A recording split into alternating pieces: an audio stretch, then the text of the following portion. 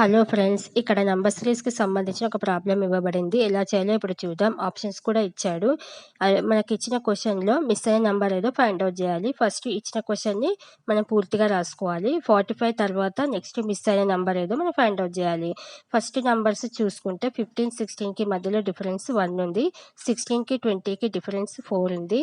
20, 29కి difference 9 ఉంది. 29కి, 45కి difference 16 ఉంది. మనం ఈ నంబర్స్ అన్నీ చూస్తుంటే మనకు టక్కున వచ్చే లాజిక్ స్క్వేరింగ్ రూపంలో ఉంది. అంటే 1, 4, 9, 16 అంటే నంబర్స్ అన్నీ స్క్వేరింగ్ రూపంలో ఉన్నాయి కదా. సో 1 అంటే 1 స్క్వేర్, 4 అంటే 2 స్క్వేర్, 9 అంటే 3 స్క్వేర్, 16 అంటే 4 square.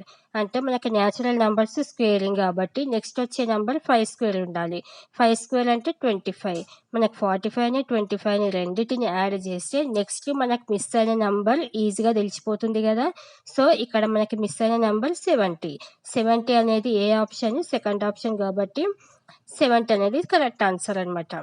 Thank you for watching.